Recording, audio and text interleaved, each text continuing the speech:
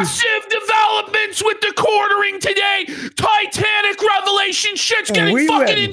So yesterday, quartering came on the air unlike anything I've ever seen before. Like, he was high out of his my opinion, on either Adderall, cocaine, some sort of stimulant.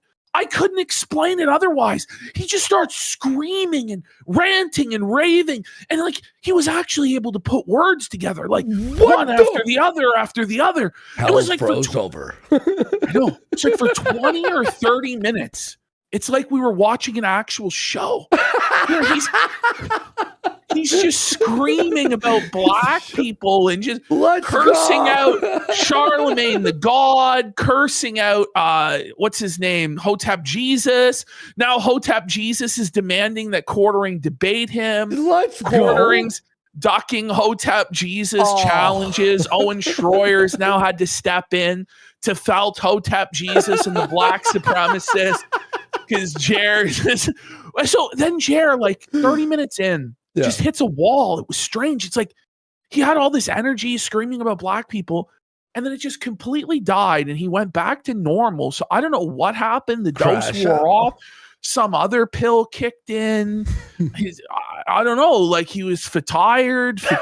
Right? Tired. So, we're gonna get to that in a minute, right? So then all of his energy goes away, and then we enter what I call the coffee struggle session, where this is like some sort of communist party brainwashing session. It was 40 minutes. At least.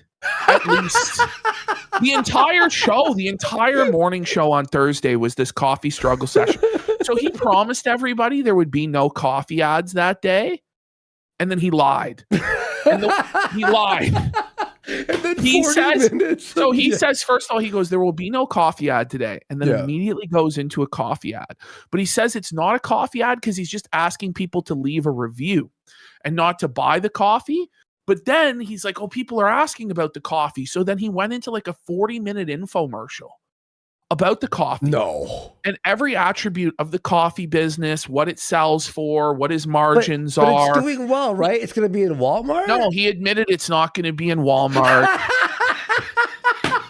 So the entire last episode was for nothing. It was for nothing. So now it's going to be in World Market, which it's quite the drop off to go from saying I'm going to be in the largest retailer in the world to I'm going to be in, a niche like hobby retailer like World Market. A World Market. American. Well, there is no World Market in Canada. Fair. World Market has like all sorts of obscure like foods from around the world, liquors from around the world, like different like novelty foods and puzzles and like knickknacks and shit like that is what World Market is. It's not fucking Walmart. You're not moving. Save the business, huh? Well, no, but it's not. He's not even going to get into fucking World Market. Let's be real. Trying to talk about how he's Bones Coffee. Trying to talk about he does $5 million in sales a year or $5,000 a week, which didn't really add up to me that $5,000 a week was $5 million a year or whatever the fuck. But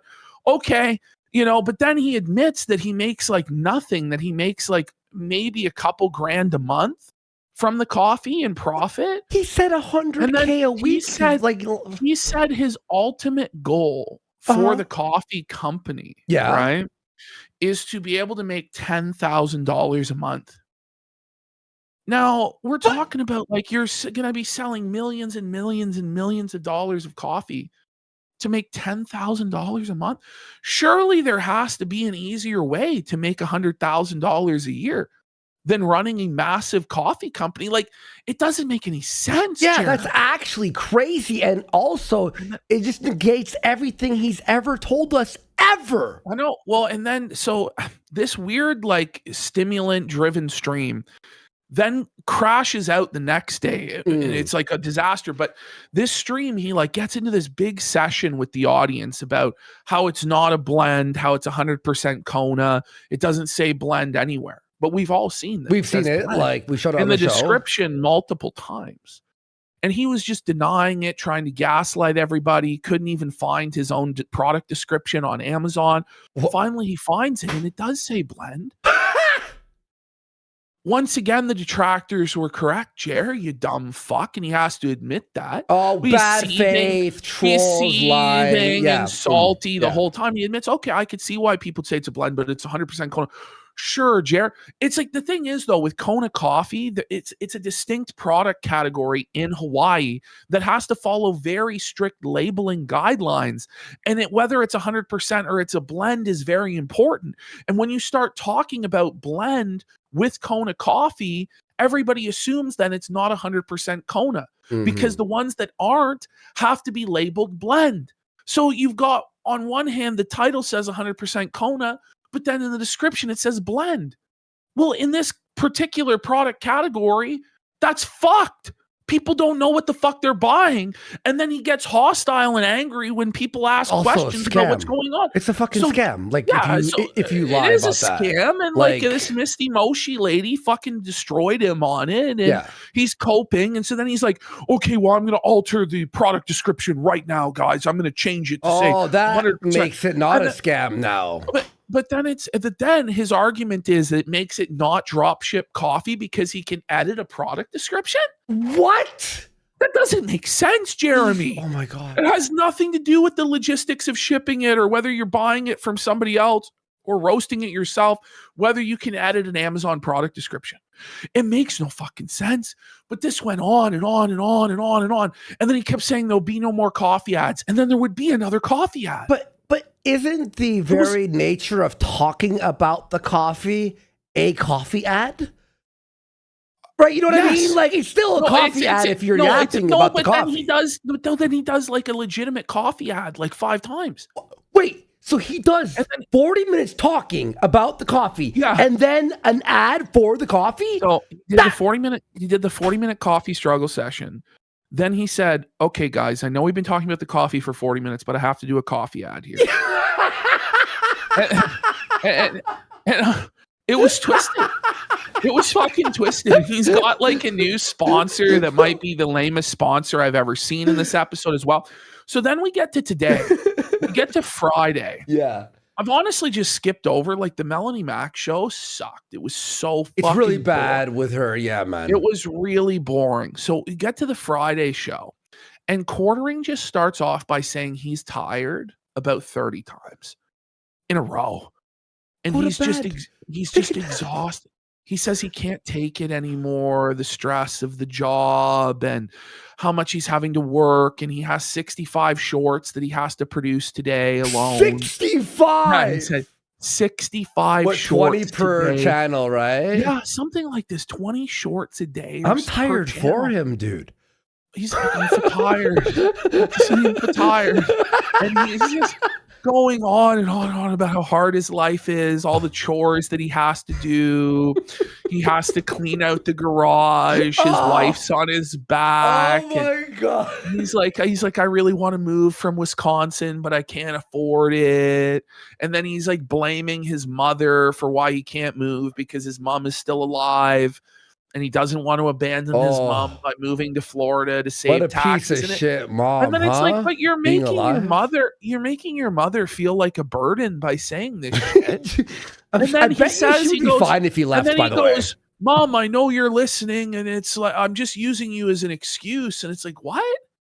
What do you mean? Like, but it's like defeats both. Like, you know what I mean? So now it's like, okay, so we know that it's just that you're poor. And that your mom is just an excuse. And it's like, that's a valid reason you don't want to leave your family members, Jer. But, it's like, don't tell us any of this. You don't have to tell us any of this. And by the way, he starts all of this off by saying, I overshare way too much. And people use it against me. But I need to overshare. And goes, and then he's going to be like, oh, why are they talking about this?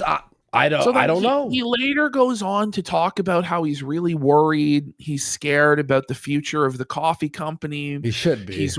He's worried about the future of the YouTube algorithm and adjusting his channel to it. I'd be worried too. But then he's like, well, now it's better than ever. And like, it's like, how can you be worried, but also the views are better than ever? And objectively, the views are not better than ever. They're at their lowest point that they have ever been since 2018 with just like basically when you started. So like I just don't know what to say, Jeremy. And like, it's this whole long like sob story. He even calls it a pity party. He says that he's throwing a pity party for himself. And then like one of the viewers says that he has testicular cancer. And Jer's like, well, but I'm having to make too many YouTube videos. Oh my God. Dude.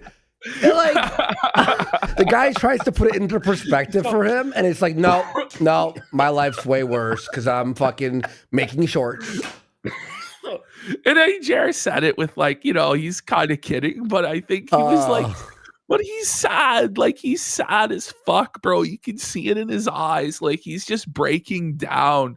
So it like went from one day where Jer's like super excited, the whole world wins at his back, to then he's just buck broken the next day, just completely depressed and defeated and tired. And he just kept saying over and over again, he would just go, I'm tired, boss. I'm tired, boss. He actually did it. He goes, I'm tired, boss. So he's been watching the and show because we say that all the time. Well, there was other things that he was taking from our show, like various phrases. I've noted him taking your phrases or my phrases, and we're like, or like points that we make that are very specific that are like, come on. Guys, we've got actually a really banger quartering segment today. Yeah. We also have the Luther Morgan steak expose that we didn't get to. So that one's really good too. Massive main event quartering segment. We also have some Whoa Buddies. We're going to be talking about Clav's botched nose job. I actually feel sad for the guy. Like, it's bad. Oh, Sneeko tried having sexual intercourse with Tate. So we got not surprised. We got the remember when Aiden story? Ross sniffed his seat? Do you remember that? Yes. I just don't know how Aiden Ross ended up as big as he was, because the first time I heard of him is he was sniffing Andrew Tate's seat. Yeah. So I guess all of these guys are like having gay sex with each other, trying to propositioning each other.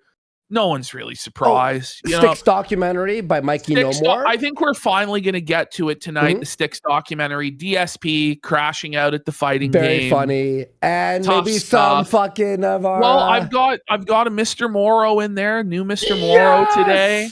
So we'll see what Mr. Morrow's up to, and we also have the newest Great Indoors. So.